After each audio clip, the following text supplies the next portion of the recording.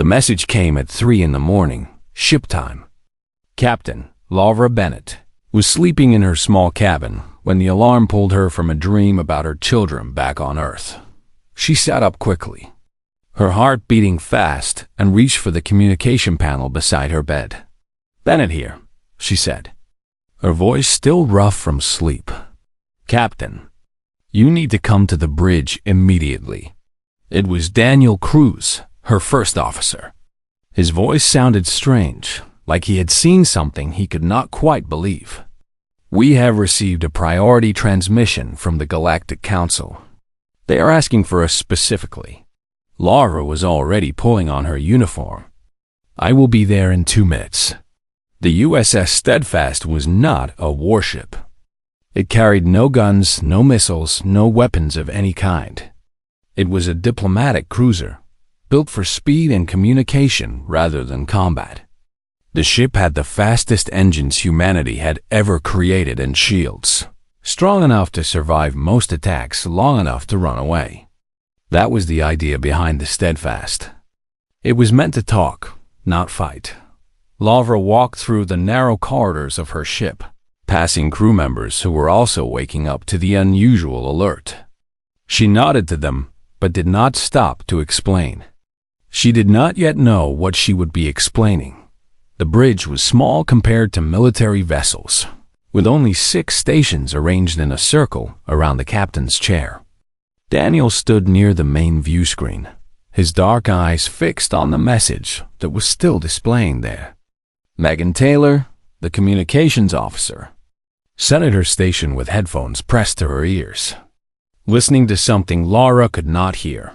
"Show me," Laura said as she took her seat.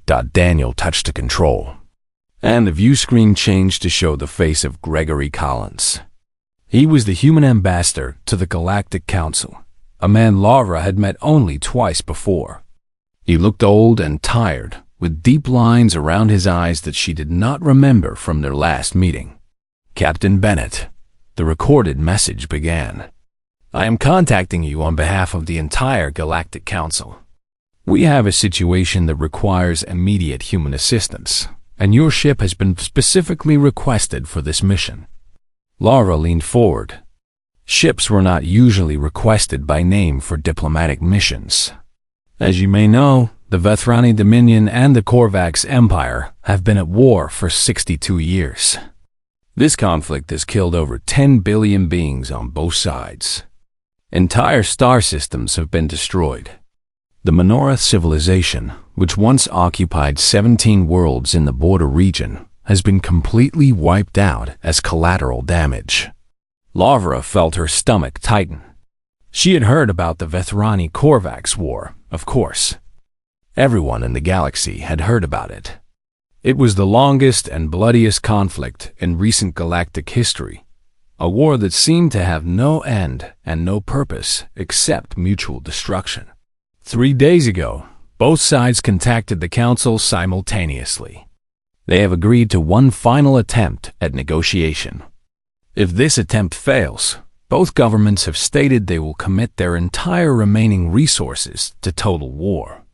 Their military analysts believe this final phase would last approximately 18 months and would result in the complete destruction of both civilizations. The ambassador paused, and Laura could see the weight of what he was about to say pressing down on him. Both the Vethrani and the Korvax have specifically requested human mediators. They have rejected all other species. When asked why, they gave the same answer. They said humans are the only species they cannot predict. They believe this unpredictability gives humans the best chance of finding a solution no one else has thought of. Laura looked at Daniel, who shook his head slowly. Neither of them knew what to make of this. "Captain Bennett, the Council has reviewed all available human, diplomatic vessels and has determined that the Steadfast is the best choice for this mission. Your ship is fast enough to escape if things go wrong, and your crew has an excellent record of handling difficult situations. More importantly, you personally have a reputation for creative problem-solving that the Council believes may be useful. The message continued with coordinates and technical details. But Lara was no longer fully listening. Her mind was racing through everything she knew about the Vethrani and the Korvax, which was not much. They were both ancient species, thousands of years older than humanity. They had both built vast empires across hundreds of star systems, and they had been killing each other for longer than Lara had been alive. When the message ended, the bridge was silent. Kevin Morris, the science officer, was the first to speak. "Captain, I have been reviewing the historical records on this conflict. 14 previous mediation attempts have failed. 3 of those attempts ended with the mediators being killed by one side or the other. The most recent attempt, 7 years ago, ended when both delegations walked out after only 2 hours. Why did they walk out?" Lara asked. According to the records, the Dravari mediators tried to propose a standard territorial compromise. Both sides found the suggestion so insulting that they briefly considered joining forces to attack the Dravari instead. Megan pulled off her headphones.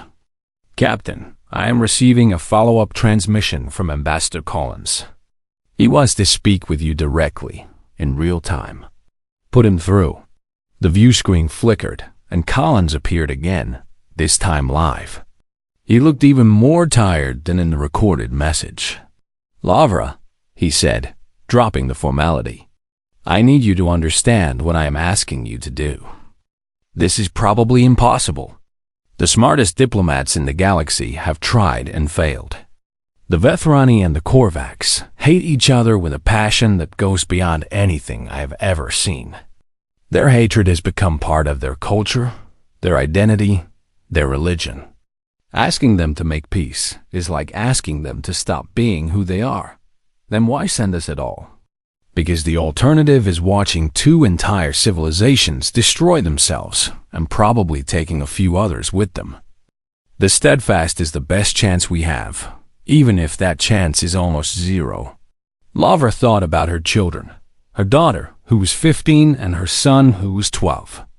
She thought about the billions of children on Vethrani and Korvax worlds who had never known anything except war.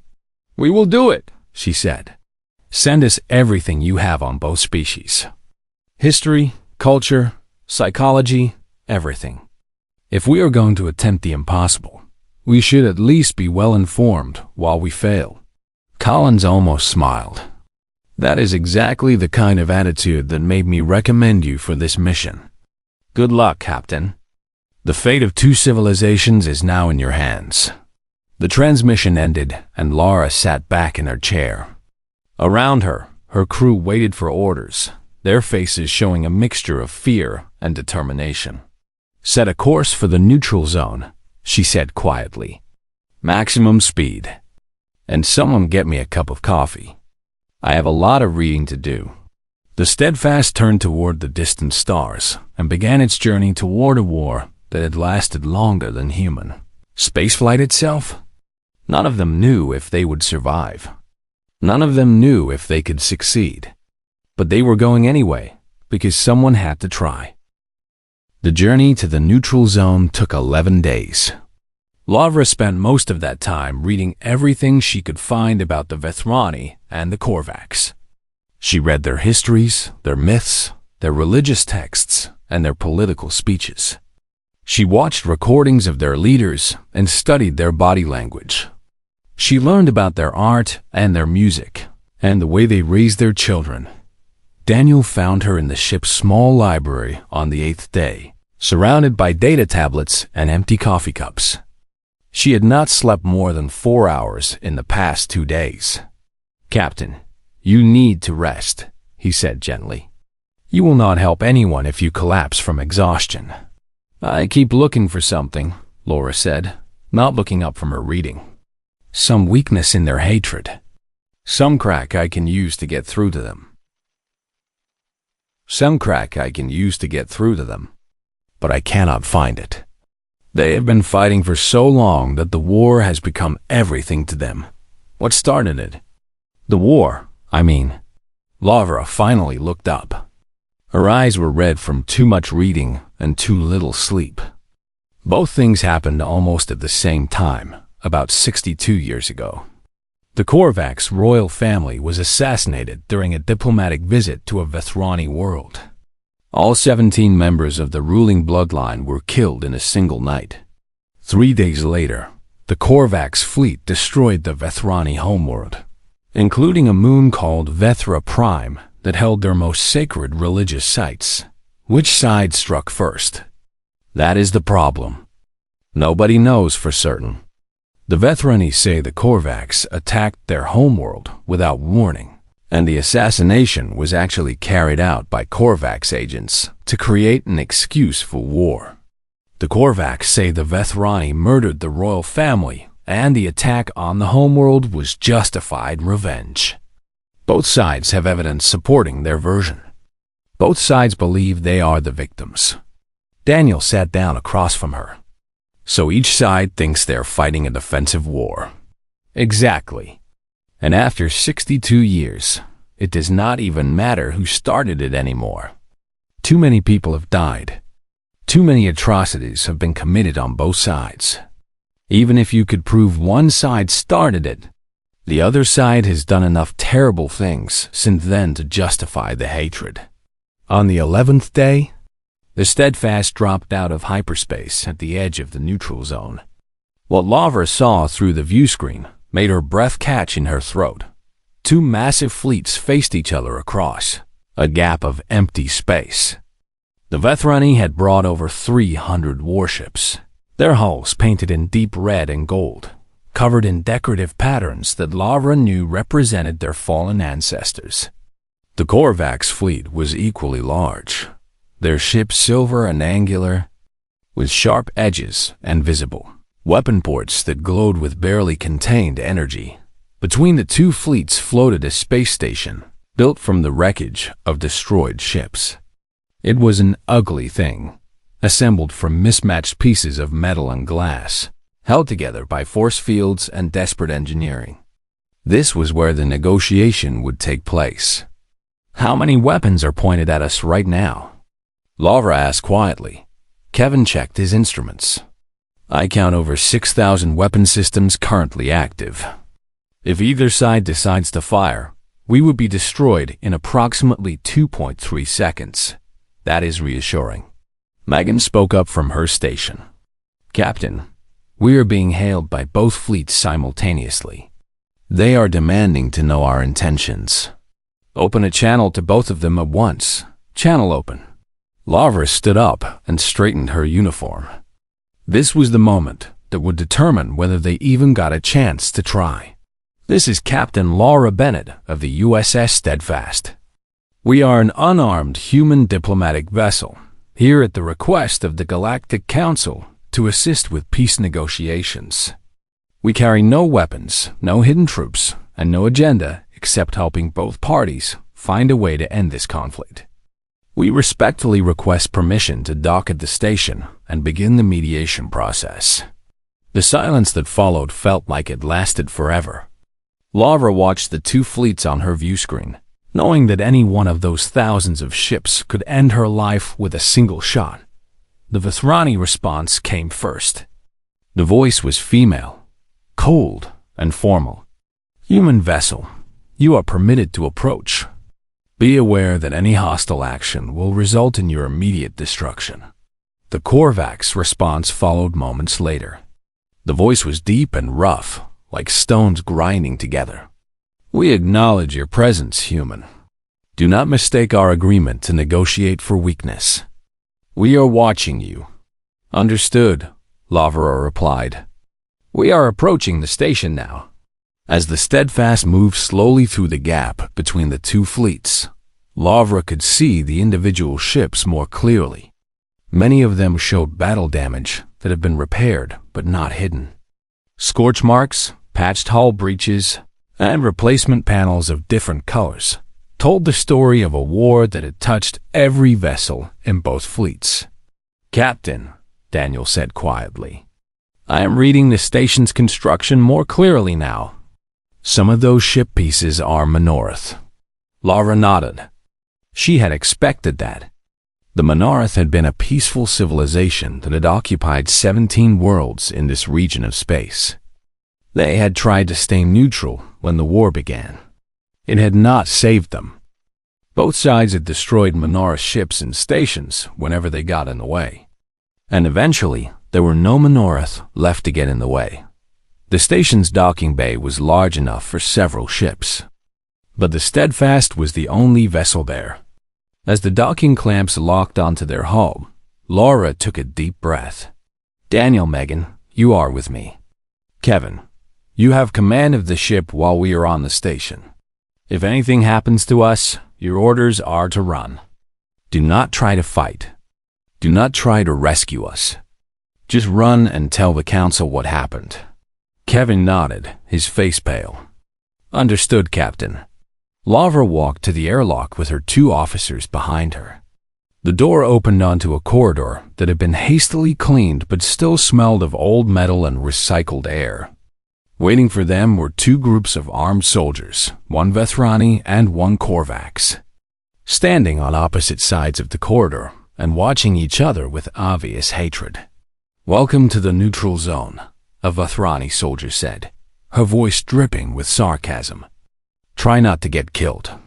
Laura walked between the 2 groups of soldiers, keeping her pace steady and her expression calm. She could feel the hatred in the air like a physical weight, pressing down on her from both sides.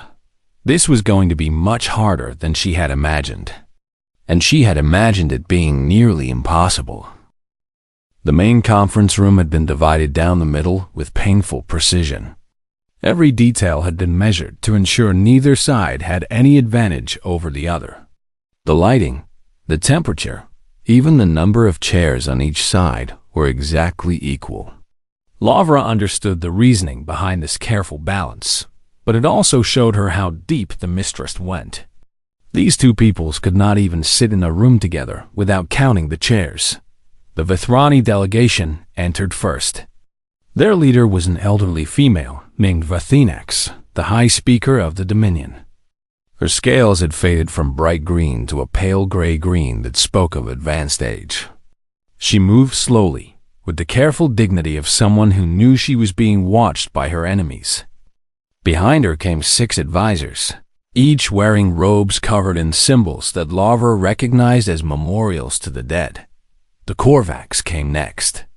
Fleet Commander Thrax led them, a massive warrior whose body had been modified with cybernetic implants that glowed faint blue under his gray skin.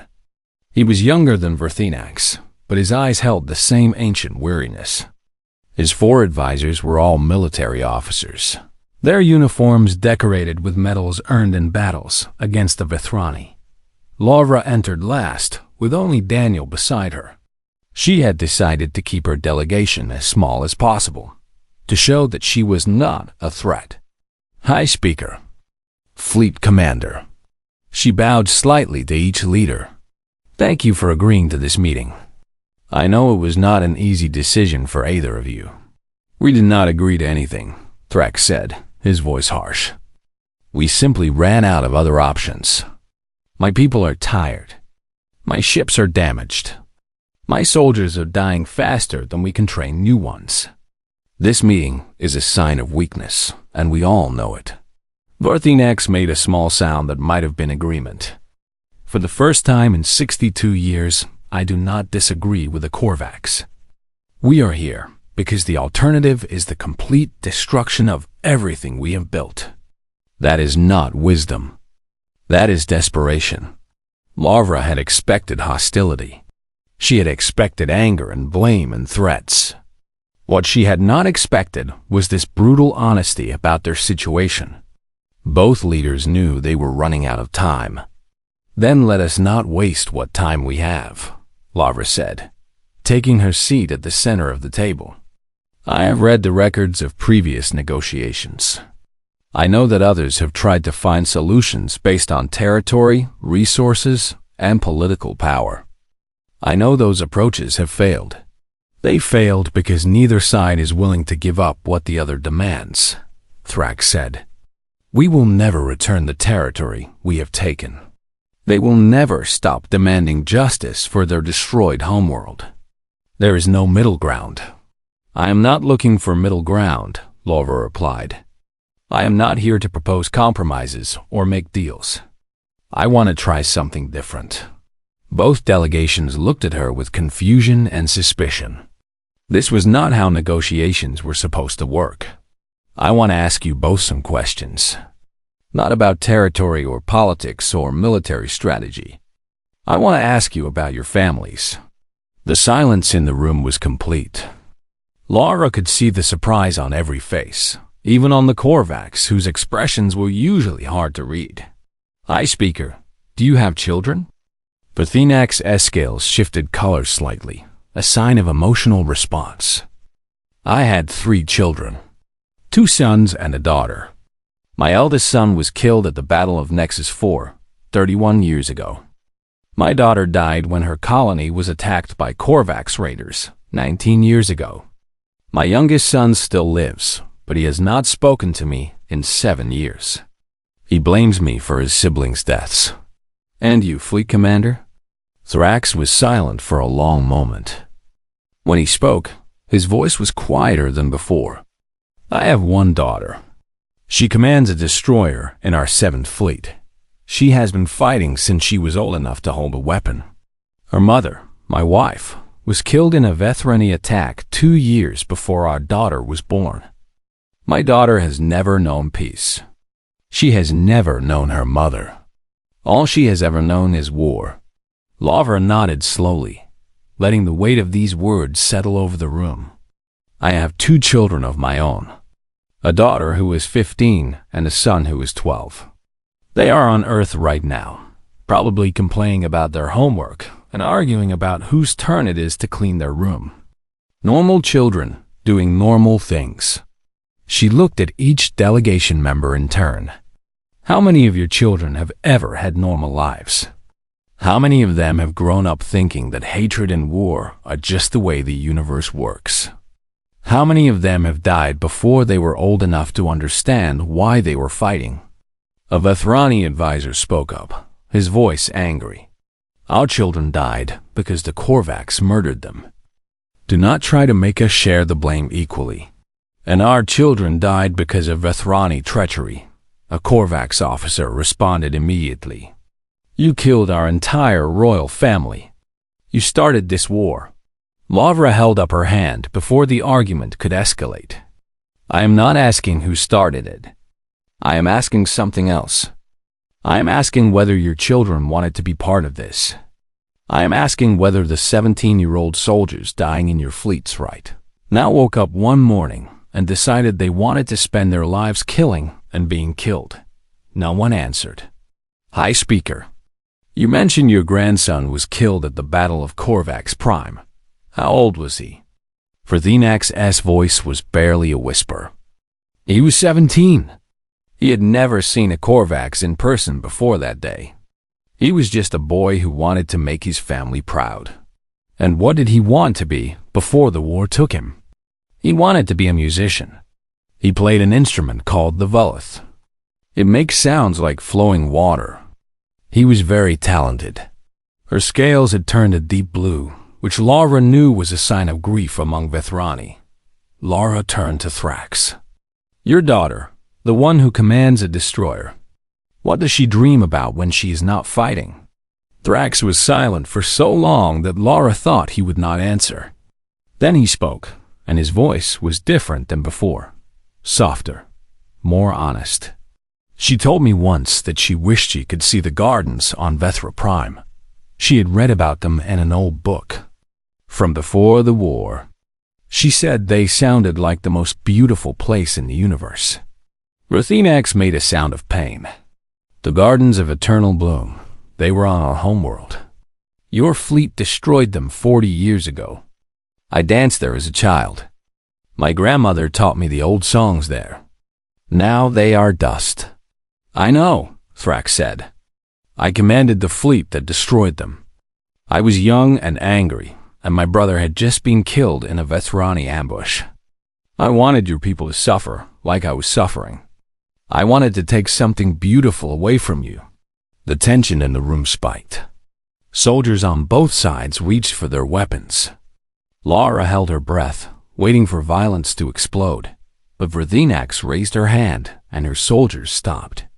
She looked at Thrax with something that was not quite hatred and not quite understanding. It was something in between, something new. Did it help? She asked. Did destroying our sacred gardens ease your pain? Thrax met her eyes. No, it did not help at all. In 62 years, nothing has helped. We have killed millions of your people, and we still hurt. We have destroyed your worlds and your cities and your history, and we still carry the same grief we started with. The only thing that has changed is that now you have the same grief too. For the first time since the meeting began, no one in the room seemed to know what to say. Laura let the silence continue, knowing that something important was happening in that moment. Something that could not be forced or hurried. What if we stopped? Verthinax said finally, so quietly that Laura almost could not hear her. What if we just stopped? The negotiations continued for 9 more days after that first meeting. Laura barely slept. She moved between private sessions with each delegation, building something she did not yet have a name for. It was not a peace treaty. It was not a ceasefire agreement. It was something stranger and more fragile than either of those things. On the 3rd day, Laura asked both delegations to share stories about the people they had lost. Not soldiers. Not casualties. People. She asked the Vethrani to describe what their homeworld had been like before it was destroyed. She asked the Korvax to talk about the royal family as individuals, not as political symbols. At first, both sides resisted. They did not want to show weakness in front of their enemies. They did not want to admit that their losses had been anything more than numbers and military reports. Laura broke through by going first. My grandfather was killed in a war on Earth. 60 years before I was born, she told them. He was 19 years old. He liked to draw pictures of birds.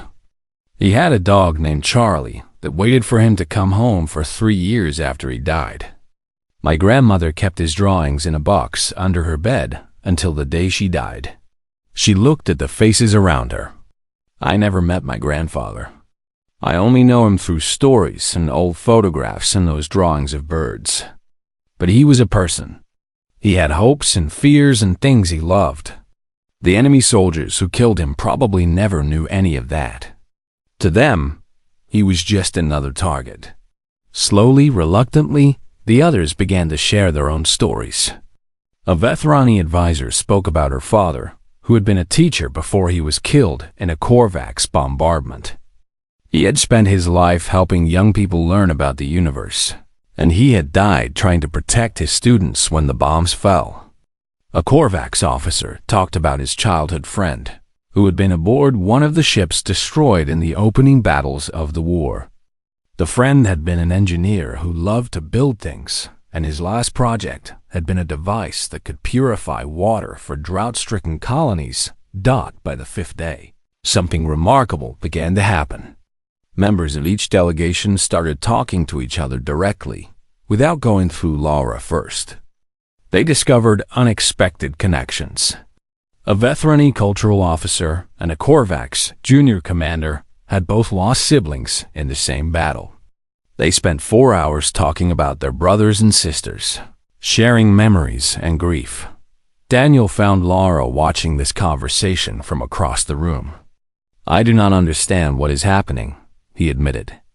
They were ready to kill each other 3 days ago. Now they are sitting together and crying over shared losses. They are remembering that the enemy is made of the same substance they are, Laura said. For 62 years, both sides have thought of the other as monsters. As things, not people. It is easy to kill a monster. It is much harder to kill someone's daughter. It is harder to destroy a garden when you know that children danced there and grandmothers sang old songs. But will that be enough to end the war? By itself, no. Feelings change. People can hate again as easily as they can stop hating. We need to give them something more permanent. Something that changes the structure of their relationship, not just the emotions. On the sixth day, Laura called both delegations together again. This time, the seating arrangement was different. Instead of sitting on opposite sides of a divided room, everyone sat in a circle. It was a small change, but Laura could see how uncomfortable it made some of the participants. "I want to show you something," she said. She activated a holographic projector in the center of the room. An image appeared, showing a beautiful blue and green world with swirling white clouds. This was the Minorith homeworld. Before your war began, 17 billion people lived here. They had developed a form of mathematics so advanced that our scientists still cannot fully understand it. They had art and music and philosophy. They had children who played games and elders who told stories. They were neutral in your conflict. They wanted nothing except to be left alone. She changed the image. Now it showed a barren, cratered wasteland with no atmosphere and no life of any kind. This is what is left. Your war killed them. Not one side or the other. Both of you, together. Your fleets passed through their space and destroyed their colonies as collateral damage. Your weapons tore their planet apart. 17 billion people had gone because they had the bad luck to live between two civilizations that could not stop fighting. The room was completely silent. Laura could see the impact of her words on every face. Even the most hardened military officers looked shaken. In another 20 years, at your current rate of escalation, one of you will develop a weapon the other cannot counter. Maybe it will be the Vethrani. Maybe it will be the Korvax. But one side will gain the ability to destroy the other completely. And they will use it because after 62 years of war, they will not be able to imagine any other choice. She looked at Verthinax and Thrax in turn. Your civilizations will end up like the Minorith. Dead worlds. Empty space. And the universe will continue without you, just as it continues without the Minorith. What would you have us do?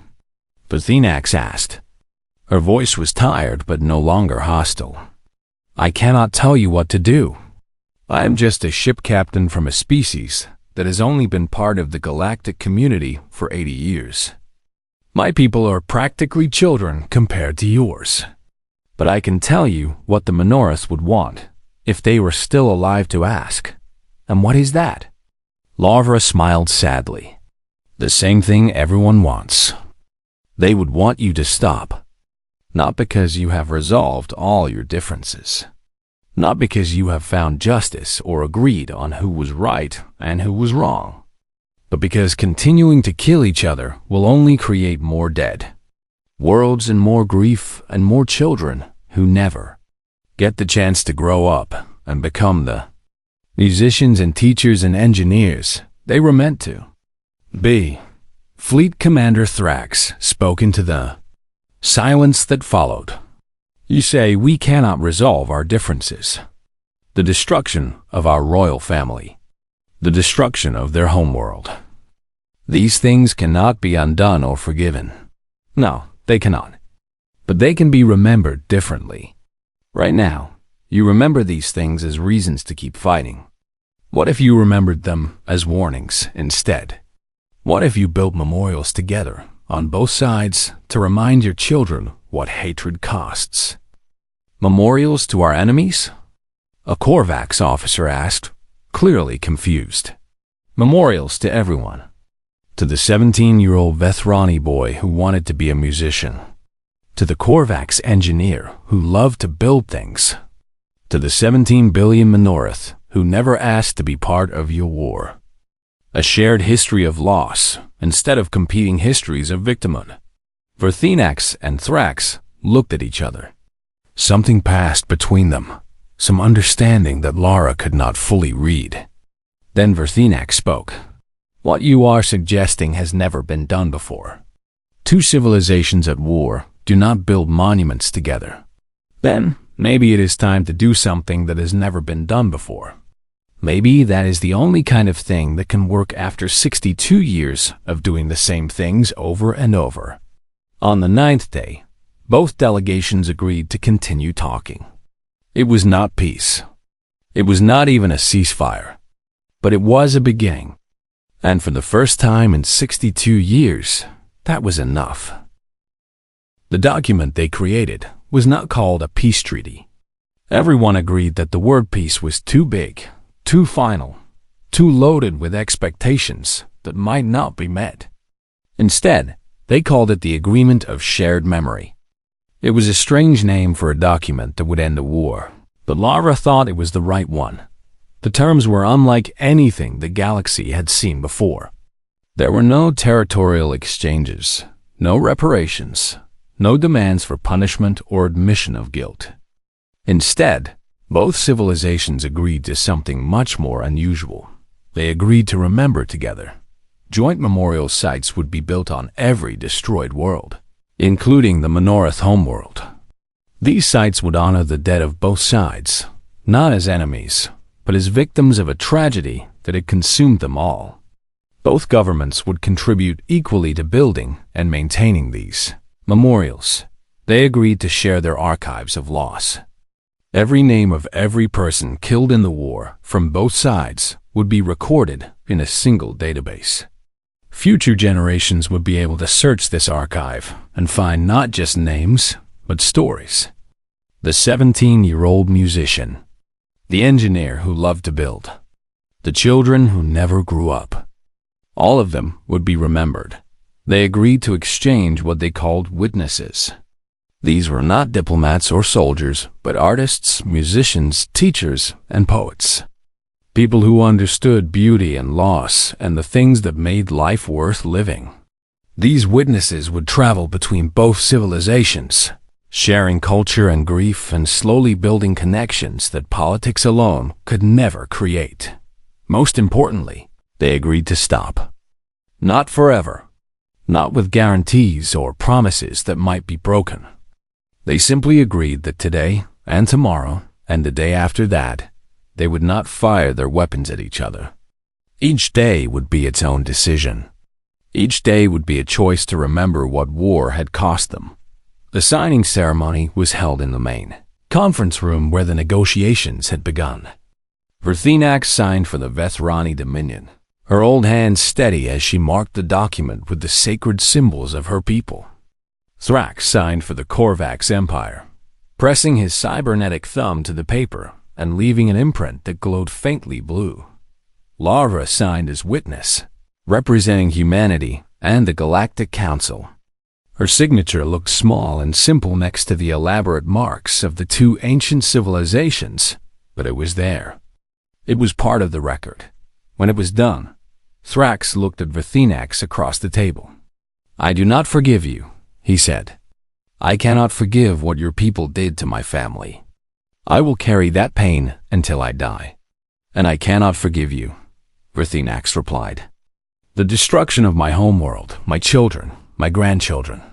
These things live in my heart like open wounds. But perhaps we can stop adding new wounds," Thrax said. "Perhaps that is enough." The USS Steadfast departed the neutral zone 3 days later. As the ship pulled away from the station, Lara stood on the bridge and watched the two massive fleets through the view screen. Slowly, one by one, the ships began to power down their weapons. Running lights flickered on. The angry glow of weapons ports faded to darkness. It was the first time in 62 years that the guns had fallen silent. "Captain," Megan said, her voice thick with emotion. "We are receiving messages from both fleets. They are thanking us. They did the hard part themselves," Lara said quietly. "We just reminded them of something they had forgotten." "What did they forget?" Lara thought about the question. They forgot that the enemy has families too. They forgot that the people they were killing had dreams and hopes and children who loved them. They forgot that hatred is a choice, not an obligation. We help them remember. That is all. Daniel stood beside her as the stars blurred into hyperspace. Captain, 14 other mediation attempts failed. Some of them were led by species far older and wiser than us. Why did we succeed where they failed? I do not know if we did succeed, Lavra admitted. The agreement is fragile. Either side could break it tomorrow. The hatred is still there, underneath everything. It will take generations to truly fade, if it ever does. But they stop fighting. That has to count for something. It counts for today. Tomorrow they will have to choose again. And the day after that.